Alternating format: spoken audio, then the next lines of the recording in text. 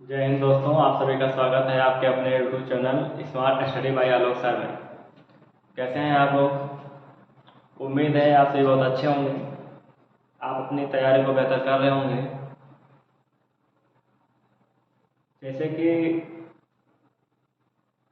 आप लोगों को मैंने 2 दिन से वीडियो प्रोवाइड नहीं किया है, क्योंकि ऐसे आवश्यक कार्य पड़ गए हैं जिसके कारण से मैं क्लास नहीं ले पाया। तो खेद है हमें कि आप लोगों को मैंने क्लास लगातार कंटिन्यू 2 दिन से नहीं दे रहा हूँ, लेकिन आज से हमारी लगातार कंटिन्यू क्लास होगी। आज का हमारा टॉपिक है कारक चिन्ह। कौन सा है? कारक चिन्ह है। तो कारक चिन्ह पढ़ें। तो उससे पहले हम थोड़ा सा आप सभी को कहना चाहता हूँ कि जो हमारे भाई बहन हैं सभी लोग कृपया वीडियो को ज़्यादा से ज़्यादा शेयर करें और अपने दोस्तों को, मित्रों को या आस पड़ोस के जितने भी सब हमारे साथी हैं सभी से बोलो इस चैनल को सब्सक्राइब करें और एक बार वीडियो को देखें और उनको पसंद आए लाइक भी करें और कमेंट करके बताएं कि हाँ आज तक मैंने इसे पढ़ा है या नहीं पढ़ा है। अगर पढ़ा है तो ठीक है, नहीं पढ़ा है तो एक बार पढ़ के देखो कि क्या क्लास में कुछ दम है या नहीं। क्योंकि आप लोग जब तक बताएंगे नहीं कि हाँ सर आप सही पढ़ा रहे हैं, पढ़ाने का लेवल क्या है, अगर डाउन हो, लेवल कम दे पा रहे हो, तो आप लोग कमेंट में बताना, तो थोड़ा सा लेवल और बढ़ाएंगे। हमें उम्मीद है कि इतना लेवल बहुत है आप सभी के लिए, आपको पसंद भी आ रहे होंगे, समझ में भी आ रहा होगा। चलिए आज ज़्यादा बातचीत नहीं करेंगे, तो उन्हीं के साथ आज का हमारा टॉपिक होगा कारक चिन्ह। तो कारक चिन्ह के बारे में जानेंगे। कारक चिन्ह होते क्या हैं, कितने प्रकार के होते हैं, कारक चिन्ह का नाम क्या है, कितनी संख्या होती है, कौन कौन से होते हैं, उनसे कैसे प्रश्न बनते हैं, इन सब के बारे में बातचीत करेंगे। तो आज का हमारा एक कारक का पहला टॉपिक होगा कारक पार्ट 1। तो इससे पहले थोड़ा सा एक मोटिवेट करना चाहता हूँ, कुछ बोलना चाहता हूँ कि अगर कामयाब बनना है तो मंजिल पर नज़र रखो।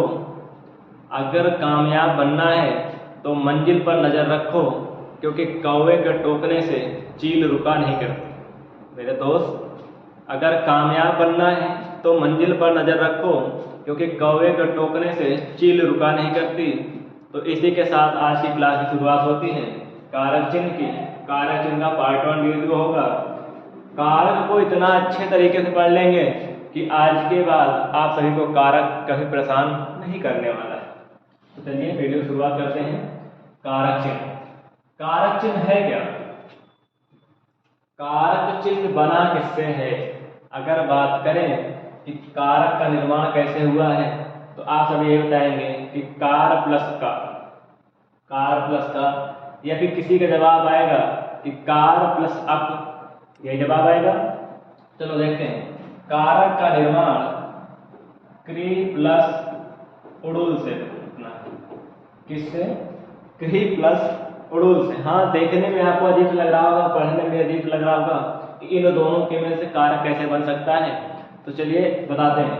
ये है संस्कृत की धातु, संस्कृत की धातु का चिन्ह है क्री।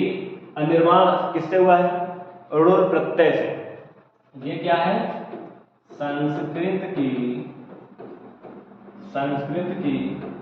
धातु चिन्ह। कौन सा है? धातु चिन्ह है, जिसमें उड़ूल प्रत्यय लगा है। क्या लगा है? उड़ूल प्रत्यय लगा है। अब देखो, अभी आपको लग रहा होगा कि इससे क्या सवाल पूछेगा क्या? जी पूछेगा, क्योंकि जो 2021 में टेट का सवाल आया है उसमें पूछा था कि कारक चिन्ह में किस प्रत्यय के मिलकर बना है। तो संस्कृत की क्री धातु का चिन्ह में उड़ूल प्रत्यय से मिलकर बना है। ये ऑप्शन में आया है। अगर आपको विश्वास ना हो तो आप जाकर 2021 का टेट का एग्जाम का पेपर उठा सकते हैं और मिला सकते हैं क्या उड़ूल प्रत्यय आया है कि नहीं आया है। ये सवाल आया है, तो आप लोग जानकारी रख लीजिए कि कारक का निर्माण संस्कृत के धातु के चिन्ह से उड़ूल प्रत्यय मिलकर बना है। बात समझ में आ गई? ठीक। उसके बाद बात आती है कि कारक को कहते क्या है। तो कारक को परसर्ग कहते हैं। क्या कहते हैं? परसर्ग कहते हैं। कारक को परसर्ग कहते हैं।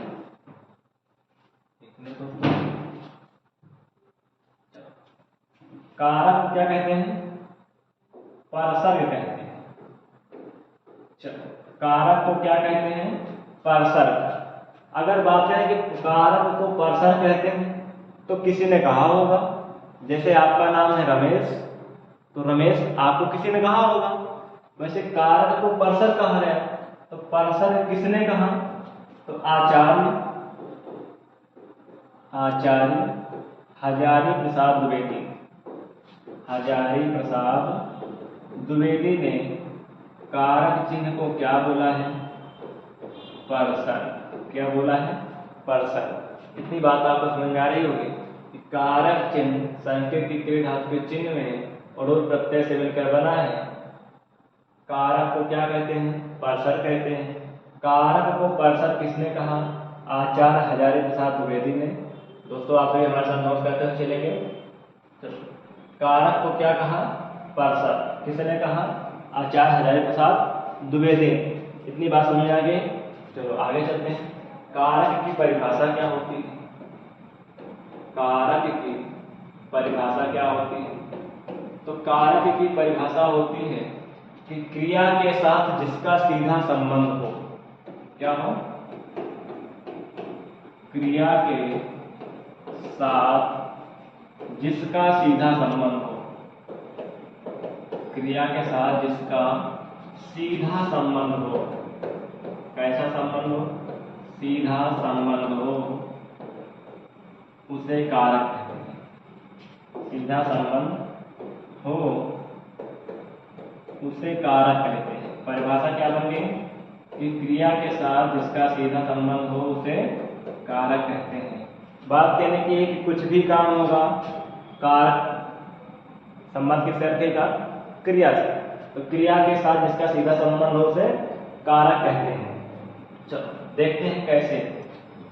देखो, कारक की परिभाषा होगी कि क्रिया के साथ जिसका सीधा संबंध हो उसे कारक कहते हैं। अब समझना, कारक के भेद की बात करना है।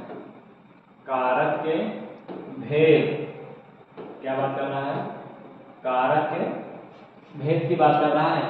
कारक के भेद कितने होते हैं, क्या होता है, क्या नहीं होता है। तो समझना, कारक के 8 भेद। हिंदी में कितने हैं? 8। लेकिन अगर वही बात करें संस्कृत में, तो संस्कृत में कितना है? 6। कारक क्या होता है? करने वाला या बनाने वाला। कारक का अर्थ क्या होता है? कारक का अर्थ क्या होता है? करने वाला या फिर बनाने वाला। करने वाला या फिर बनाने वाला। समझना, फिर से एक बार रिपीट कर दे रहे हैं ताकि आपको याद हो जाए। कारक संस्कृत की क्रिया धातु का चिन्ह है जिसमें अड़ोर प्रत्यय लगाकर बना है। कारक को क्या कहते हैं? परसर्ग। किसने कहा है कारक को परसर्ग? आचार्य हजारी प्रसाद द्विवेदी ने। परिभाषा क्या बनी कि क्रिया के साथ जिसका सीधा संबंध हो उसे क्या कहते हैं? कारक। कारक का अर्थ क्या होता है? करने वाला या फिर बनाने वाला।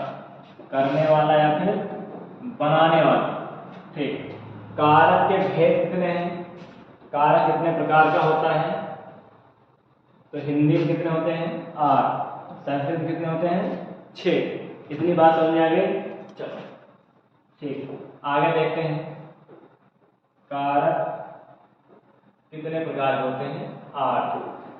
कारक होते क्या हैं? अगर ऐसे कभी पूछने कि कारक है क्या, तो क्या बताएंगे? कारक क्या है? कारक क्या है?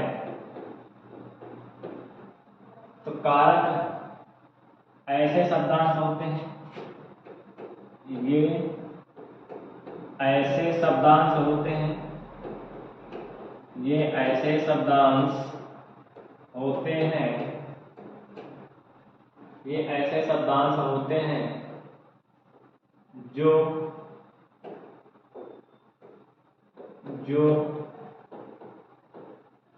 वाक्य में प्रयुक्त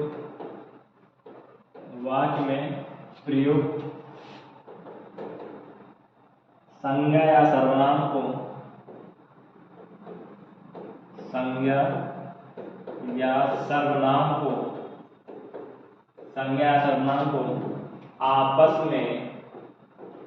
आपस में जोड़ने का कार्य करते हैं। किसका कार्य करते हैं? जोड़ने का कार्य करते हैं। बात समझ में आई? तो कारक क्या है? कारक ऐसे शब्दांश होते हैं जो वाक्य में प्रयुक्त संज्ञा सर्वनाम को आपस में जोड़ने का कार्य करते हैं। कैसे? आइए देखते हैं कैसे जोड़ने का कार्य कर रहे हैं। एक वाक्य लिखते हैं। वाक्य, राम ने रावण को सत्य की रक्षा के लिए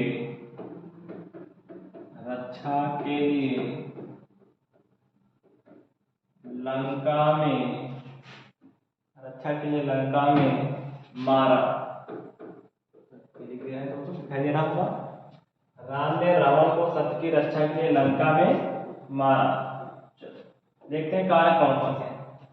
क्या वास्तव में कारक चिन्ह या पर्सन वाक्य में प्रयुक्त संज्ञा सर्वनाम को आपस में जोड़ने का कार्य कर रहे हैं या नहीं? देखते हैं। तो ये राम और रावण, इन दोनों को जोड़ने का कार्य कौन किया? ने। ये क्या होगा? कारक। उसी प्रकार जो ये को है, ये क्या है? कारक। क्या है? कारक। ये क्या है? की। ये भी एक क्या है? कारक है। के लिए, ये भी एक क्या है? कारक है। बात समझ रहे हो? ये वाक्य एक पूरा था। इनको जोड़ने का, यानी कि जो शब्द हैं इनको जोड़ने का कार्य कौन किया? कारक। इसीलिए हमने कहा कारक क्या है? कारक ऐसे शब्दांश हैं या ऐसे शब्दांश होते हैं जो वाक्य में प्रयुक्त संज्ञा सर्वनाम को आपस में जोड़ने का कार्य करते हैं। उम्मीद है इतनी बात आपको समझ में आई होगी। अगर समझ में आई तो यस सर बोलो और क्लास को ज़्यादा से ज़्यादा लोगों तक फॉरवर्ड करो ताकि वो लोग भी अपनी तैयारी को बेहतर कर सकें। इतनी बात समझ आ गई?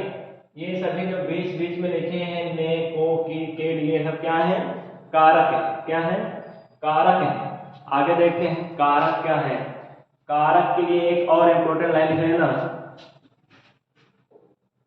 एक इम्पोर्टेंट लाइन लिखना। क्या लिखेंगे? कि कारक संकेत चिन्हों को, कारक के संकेत चिन्ह क्या लिखेंगे? कारक के संकेत क्या लिखेंगे? कारक के संकेत सूचक चिन्हों को, कारक के संकेत सूचक चिन्हों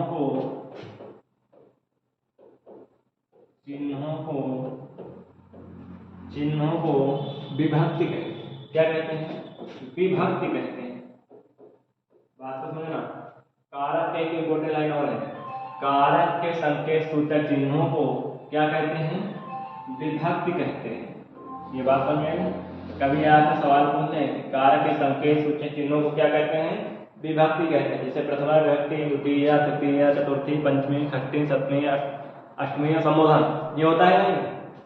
सप्तमी के बाद संबोधन होता है, सॉरी अष्टमी नहीं होता है, संबोधन। तो इतनी बात समझ में कारक क्या होते हैं या कारक को क्या कहते हैं? तो जो कारक के संकेत सूचक चिन्ह है जैसे ने, वो क्या कहलाएगी? विभक्ति। को क्या कहलाएगी? विभक्ति। की ये चिन्ह है, क्या कहलाएगी? विभक्ति। इतनी बात समझ में आ गई कि कारक के संकेत सूचक चिन्हों को क्या कहते हैं? विभक्ति कहते हैं। चलो, कारक की संख्या कितनी है? हमने बताया कि हिंदी में 8, संस्कृत में 6। हिंदी में 8, संस्कृत में 6। उन 8 को देखते हैं, उन 8 को देखते हैं कि कौन कौन से हैं। चलो, एक तरफ लिखेंगे कारक, क्या लिखेंगे? कारक। दूसरी तरफ क्या होगा? उसका चिन्ह। क्या होगा? चिन्ह। क्या बोलेंगे? चिन्ह। चलो, कौन कौन से हैं? कारक में कौन सा होगा? जैसे पहला 8 कारक है, दूसरा, तीसरा, चौथा, पांचवा। देखेंगे पहला कारक कौन सा होगा? कर्ता। क्या होगा? कर्ता कारक। दूसरा कर्म। कौन सा कारक? कर्म कारक। तीसरा कारण। कौन सा कारक? कारण कारक। चौथा संप्रदान। कौन सा? संप्रदान कारक। पांचवा संप्रदान के बाद अपादान कारक। कौन सा? अपादान कारक। देखते चलना दोस्तों और साथ में नोट करते चलो। पहला कौन सा है? कर्ता, दूसरा कर्म, तीसरा करण, चौथा संप्रदान, पांचवा अपादान, छठा अपादान के बाद बोलो संबंध। अपादान के बाद संबंध कारक। कौन सा? संबंध। सातवां अधिकरण। कौन सा कारक? अधिकरण कारक। और लास्ट आठवां, चलो आठवां कौन सा है? आठवां कौन सा है? दिखाई दे रहा है? आठवां कारक और लास्ट संबोधन। क्या है? संबोधन कारक। 8 कारक है। विभक्ति कितनी होती है? 8। कौन कौन से? कर्ता, कर्म, करण, संप्रदान, अपादान, संबंध, अधिकरण और संबोधन। इनके चिन्ह क्या होते हैं? इनके चिन्ह क्या होते हैं? तो कर्ता कारक का चिन्ह क्या होता है? ने। क्या होता है? ने। कर्म का क्या होता है? को। क्या होता है? को। कारण का क्या होता है? से, द्वारा। से, द्वारा। और क्या था? संप्रदान। संप्रदान क्या होता है? को, के लिए। को, के लिए। अपादान से अलग होने के अर्थ। से चिन्ह होगा, लेकिन कैसा होगा? अलगाव की स्थिति में। कैसा होगा? अलगाव की स्थिति में, मतलब अलग होने के अर्थ में। यहाँ से द्वारा मतलब साथ के द्वारा बात कर रहा था, लेकिन यहाँ पे क्या कह रहा है कि से अलगाव की स्थिति। संबंध का, की, के, रारी रे नानी रे बहुत सारे हैं। संबंध का, की, के। अधिकरण में, पर, ऊपर। में, पर, ऊपर। और संबोधन हे, अरे, आदि। कौन सा? हे, अरे, आदि। तो इतने हैं कारक चिन्ह। इतने क्या है? कारक चिन्ह। संख्या कितनी है? 8। कौन कौन से हैं? दिख गया होगा आपको। तो कैसे याद करें? कर्ता ने कर्म को करण से के द्वारा, संप्रदान को के लिए, अपादान से अलग होने के अर्थ में, संबंध का, के, रारी रे इत्यादि। उसके बाद है संबंध का अधिकरण में, पर, ऊपर। और संबोधन हे, अरे, अजि। हाँ, संबोधन मतलब संबोधित करना है। जैसे कोई स्त्री हो अपने पति को बुलाती है, कैसे बुलाती है? हाँ, कहते हैं ना, ए जी, यहाँ आओ। अजी, सुनते हो? तो क्या जवाब आता है? चलो, अजी सुनते हो, है ना? कहते हैं हाँ जी सुनते हैं। तो वही कह रहा है कि संबोधन को संबोधित करना है प्यार से, सरल भाषा में, ताकि उनको भी कष्ट न लगे कि हाँ हमको क्या क्या कह रहे हैं, कैसे बुला रहे हैं। जैसे गांव की भाषा में देखे कहते हो कसो इधर आओ, तो वो नहीं, संबोधन करना, संबोधित करना है प्यार की भाषा। सबको समझ में आती है। चलो, प्यार की भाषा तो जानवर भी समझ लेते हैं, इंसान की क्या बात है, इंसान तो सबसे अच्छे समझदार होते हैं। चलो तो इतनी बात समझ में आ गई। अगर याद करने के लिए बोले कि अगर किसी को याद नहीं हो रहा है तो हम एक कविता सुना रहे हैं, कविता टाइम याद कर लेना। क्या?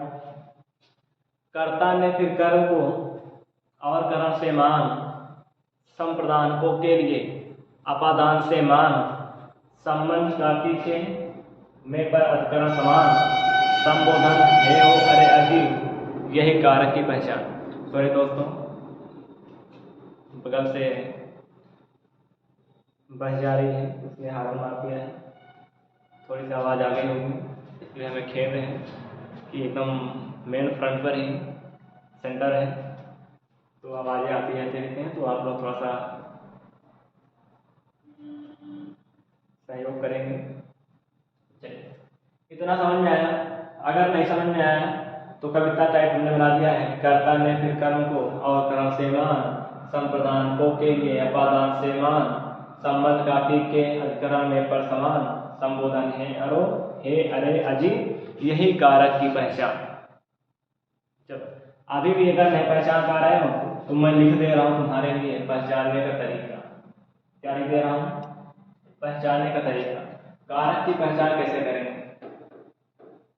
कारक की पहचान कैसे पहचाने? कौन सा कारक है? संख्या कितनी है? 8।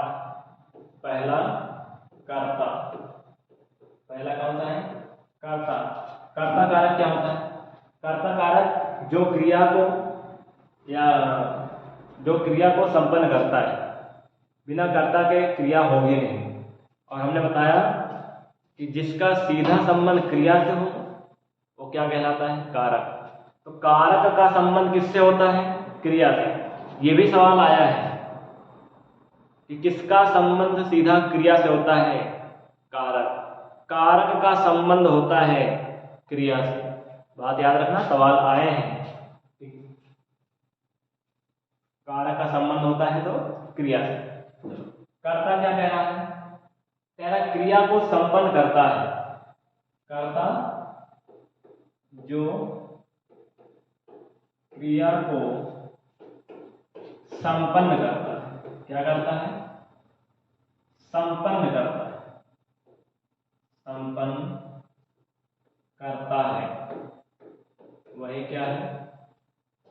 करता है। और जो कार्य करेगा वही करता। दूसरा कौन सा है?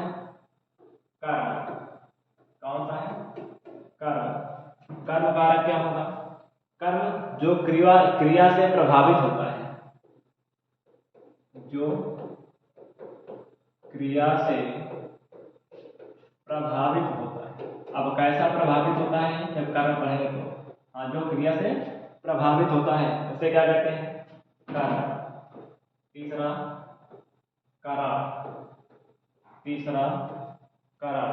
कारण क्या कह रहा है? कि जो क्रिया का साधन होता है। क्या होता है? जो क्रिया का साधन होता है। साधन होता है। जो क्रिया का साधन होता है वही क्या कहलाता है? कारण। दोस्तों, अगर आपको समझ में नहीं आ रहा है या लेवल का नहीं दे पा रहे हैं तो एक बार कमेंट में बताना कि सर लेवल का नहीं दे पा रहे हो, थोड़ा सा और लेवल बढ़ाइए, ताकि हमको भी मोटिवेट कीजिए आप लोग कि हम थोड़ा सा और ऊपर ले जाएं। हमें तो लग रहा है कि आप सभी को बहुत अच्छे से समझ में आ रहा होगा। तो ठीक है दोस्तों, आगे चलते हैं। जब तक आप कमेंट में बताएंगे सर आपके पढ़ाने में ये कमी है, या आप ऐसे पढ़ाते हो कि हमारे समझ में नहीं आता है या समझ में आ रहा है, तो हमको भी थोड़ा सा सजेशन दीजिए, सुझाव दीजिए, ताकि हम थोड़ा सा और डेवलप कर सकें, अपने आप को थोड़ा सा डेवलप कर सकें। क्योंकि देखो, पहली बार है यूट्यूब पर पढ़ा रहे हैं तो कुछ ना कुछ तो कमियां होंगी, वो सबको पता है, हमको भी पता है, आपको भी पता है। क्योंकि जब तक आप सब सजेशन नहीं देंगे तब तक हमें कमियां हमको नज़र नहीं जाएंगे। क्योंकि हर व्यक्ति के अंदर कुछ ना कुछ कमियां होती हैं, लेकिन अपने अंदर की कमियां नहीं दिखाई पड़ती हैं। तो कोई दूसरा ही बताता है सर आप में ये कमी है या आप में कमी है या इनमें कमी है। अपने अंदर की कमी किसी को दिखाई नहीं देती है। अगर अपने अंदर की कमी दिखाई दे तो व्यक्ति सीधा साधा हो जाए, समझदार हो जाए। चलो, उम्मीद करते हैं आप लोग बताएंगे कि क्या कमियां हैं क्या नहीं है। थोड़ा आप लोग सजेशन दीजिएगा, उस पर हम सुधार करने का काम करेंगे। चौथा कौन सा होगा? संप्रदान। संप्रदान कारक। कौन सा? संप्रदान। संप्रदान क्या कह रहा है? जिसके लिए क्रिया की जाती है। क्या होती है? संप्रदान की पहचान क्या है? कि जिसके लिए क्रिया की जाती है, जिसके लिए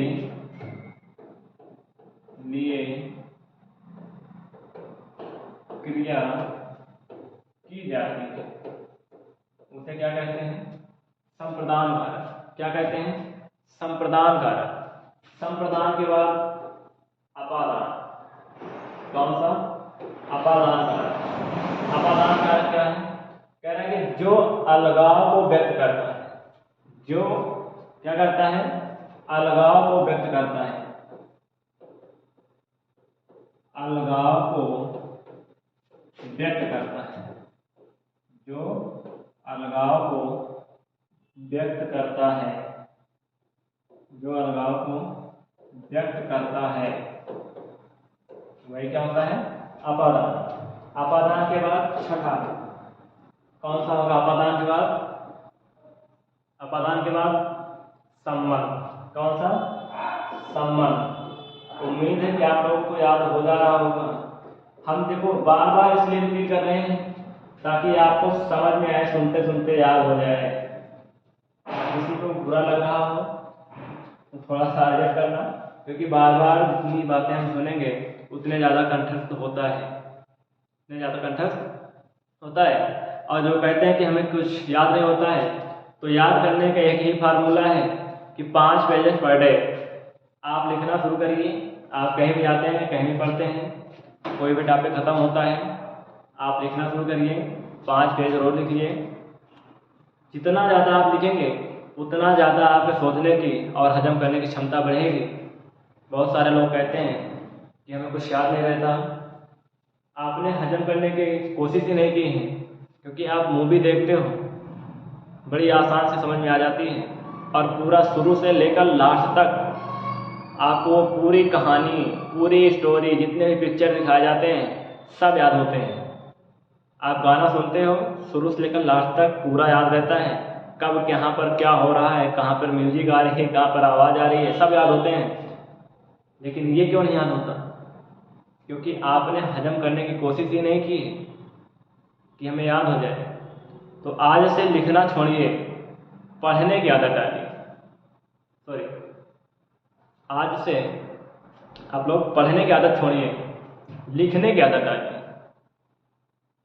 चलिए, उम्मीद करते हैं आप सभी समझ में आया होगा कि आज से पढ़ना कम है, लिखना ज़्यादा है। जितना ज़्यादा लिखेंगे उतने ज़्यादा समझ में आएगा। यही एक फार्मूला है। बाकी पढ़ने के लिए तो किताबें बहुत सारी हैं। दिन भर पढ़ो, एक पेज रखो, दूसरे पेज पे जाओगे, पिछला वाला भूल जाओगे। ये होता है, अक्सर होता है। तो चलिए, आज संबंध। संबंध क्या कह रहा है? कि संबंध कह रहा है कि जो दो पदों में संबंध को दर्शाता हो। जो दो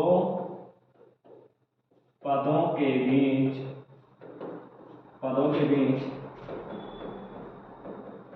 संबंध दर्शाता है। क्या दर्शाता है? संबंध दर्शाता है, उसे संबंध कारक क्या कहते हैं? संबंध कारक कहते हैं। संबंध कारक का अपादान। संबंध, अपादान का संबंध। संबंध के बाद 7वां अधिकरण। कौन सा? अधिकरण। अधिकरण क्या कह रहा है? कह रहा है कि क्रिया के आधार। क्या कह रहा है? क्रिया के आधार को अधिकरण कारक। क्या कहते हैं? अधिकरण कारक कहते हैं। अधिकरण कहते हैं। क्या कहते हैं? अधिकरण कहते हैं। क्रिया के आधार को अधिकरण कहते हैं। और लाट संबोधन, लाट है संबोधन। संबोधन, संबोधन कारक क्या कहना है? संबोधन कैसे पहचानेंगे? तो पुकारने के लिए संबोधन का प्रयोग किया जाता है। किसके लिए? पुकारने के लिए। पुकारने के लिए किसका प्रयोग करते हैं? संबोधन का प्रयोग करते हैं। हमने जैसे अभी बताया कि कोई पत्नी हो अपने पति को कैसे बुलाती है?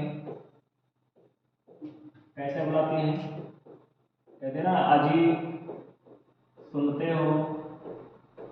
क्या कहते हैं? हाँ जी सुनते हैं। चलो ये तो मजाक की बातें हो गई। तो संबोधन का प्रयोग कैसे करते हैं? पुकारने के लिए संबोधन का प्रयोग करते हैं। इतनी बात समझ में आ गई? एक बार रिपीट करते हैं, उसके बाद आगे चलते हैं।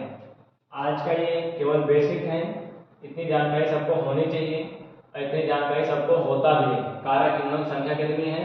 8। कितनी है? 8। कर्ता ने कर्म को कराशय के द्वारा संप्रदान को के लिए, संप्रदान को के लिए पदांश से अलगाव के अर्थ में संबंध काकी के रारी रे अधिकरण में पे पर ऊपर संबोधन है अरे अजी। फिर कारक की पहचान हमने कहा कर्ता किसे कहते हैं? तो जो क्रिया को करता है, संपन्न करता है, वही क्या करता है? कर्ता। कर्म जो क्रिया से प्रभावित होता है, मतलब जिसका प्रभाव क्रिया पर पड़ता है, या क्रिया का प्रभाव जिस पर पड़ता है, क्या होता है? कर। करण जो क्रिया का साधन होता है। क्या आता है? जो क्रिया का साधन होता है। इसके बिना क्रिया हो ही नहीं सकती जल्दी से। आप संप्रदान जिसके लिए क्रिया की जाती है, अपादान अलगाव को व्यक्त करना ही क्या कहलाता है? अपादान कारक। संबंध जो दो पदों के बीच संबंध को दर्शाता है। अधिकरण क्रिया के आधार का बोध होता है। संबोधन किसी को बुलाओ, पुकारो, संबोधित करो, वो क्या होता है? संबोधन कारक। इतनी बातें तो सबको पता होती हैं, इतनी बातें तो सबको पता होती हैं, लेकिन इनके बारे में थोड़ा सा और चलेंगे और देखेंगे कि क्या होता है। पहला कारक कौन सा है? कर्ता कारक। कौन सा है? कर्ता कारक। कर्ता कारक में यही पता होता है कि कर्ता कारक क्या होते हैं। तो कर्ता कारक क्या होते हैं? तो यही कहेंगे कि जो क्रिया को करता है वही क्या कहलाता है? कर्ता कारक। क्या कहलाता है? कर्ता कारक। ठीक। कर्ता कारक का सूत्र क्या होता है? अभी कुछ लोगों को सूत्र ही नहीं पता होगा कि कर्ता कारक का सूत्र क्या होता है। कहेंगे सर कर्ता कारक का सूत्र भी होता है क्या? जी होता है। कर्ता कारक का सूत्र क्या होता है? अगर सूत्र की बात करें तो कर्ता कारक का सूत्र क्या होता है? सूत्र होता है क्रिया संपादका कर्ता। क्या होता है? क्रिया संपादका कर्ता। अब ये क्या है? क्रिया संपादका कर्ता हमने कहा कैसे पहचानेंगे? तो क्रिया संपादका कर्ता क्रिया को संपादित करने वाला अर्थात संपन्न करने वाला ही क्या कहलाएगा? कर्ता कारक। क्या कहलाएगा? कर्ता कारक। क्रिया को संपादित करने वाला क्या कहलाएगा? कर्ता कारक। कर्ता कारक की परिभाषा क्या होती है? तो लिखेंगे जहां वाक्य में परिभाषा, परिभाषा जहां वाक्य में ने चिन्ह का प्रयोग, ने चिन्ह का प्रयोग प्रत्यक्ष या अप्रत्यक्ष रूप से हुआ हो, रूप से हुआ हो, उसे कर्ता कारक कहते हैं। उसे कर्ता कारक कहते हैं। उसे कर्ता कारक कहते हैं। देखो कुछ लोगों को पढ़ने में भूख लग रही होगी, क्योंकि मैंने बेसिक सिखाया है, छोटे छोटे क्वेश्चनों से हमने दिखाया है, वहाँ से लेकर लेवल पे जा रहे हैं थोड़ा थोड़ा। इतनी बात तो सबको पता है। कहेंगे सर परिभाषा क्या लिखा रहे हो, परिभाषा ऐसे परिभाषा से सब कुछ बनता है। तो जहाँ वाक्य में ने चिन्ह का प्रयोग प्रत्यक्ष अप्रत्यक्ष रूप से हुआ हो, प्रत्यक्ष क्या है अप्रत्यक्ष क्या है, प्रत्यक्ष या अप्रत्यक्ष रूप से हुआ हो, वहाँ क्या कहते हैं, कौन सा कारक होगा, उसे क्या कारक कहेंगे, कर्ता कारक। प्रत्यक्ष का मतलब करेंगे सामने, प्रत्यक्ष का मतलब सामने, अप्रत्यक्ष का मतलब सामने जो ना हो। अब सामने और असामने का मतलब क्या हो रहा है, मतलब कि वाक्य में ने चिन्ह का प्रयोग हुआ भी होगा और नहीं भी हुआ होगा। अगर हुआ है तो प्रत्यक्ष, नहीं हुआ तो अप्रत्यक्ष। परिभाषा क्लियर हो गई। अब देखो इतना तो सबको पता होगा, इसके ऊपर देखेंगे, थोड़ा सा लेवल और करेंगे। कर्ता कारक कितने प्रकार का होता है, कर्ता कारक के प्रकार, कर्ता कारक के प्रकार। तो अब कहेंगे सर कर्ता कारक के भी प्रकार होते हैं। जी हाँ होते हैं। कर्ता कारक के दो प्रकार, कितने, दो प्रकार। पहला सकर्मक, सकर्मक, दूसरा आकर्मक। अब कहेंगे सकर्मक और अकर्मक, ये तो वाक्यों में होता है। जहाँ पर पूछा जाए सकर्मक अकर्मक क्रिया पूछी जाती है, सकर्मक क्रिया और कर्मक क्रिया। जी देखिए यहाँ पर कर्म की बात नहीं कर रहा है, सकर्मक का मतलब वो कह रहा है कि सकर्मक का मतलब है कि कारक के साथ, कारक के साथ। और अकर्मक का मतलब कह रहा है कि बिना कारक के, क्या कह रहा है, बिना कारक के, मतलब कारक चिन्ह के, बिना कारक चिन्ह के, मतलब ये कह रहा है कारक सहित और कारक रहित। कारक सहित और कारक रहित क्या होता है, ये भी सवाल है। चलो जैसे है गाय शब्द है, मान लो गाय संज्ञा है, नाम है। गाय को देखो कैसे ना कारक के साथ भी बना देते हैं, कारक के बिना कारक के। तो बिना कारक के हम लिखेंगे तो कहेंगे कि गाय, बहुवचन बनाओ गाय, लेकिन एक बहुवचन और बनेगा गायों।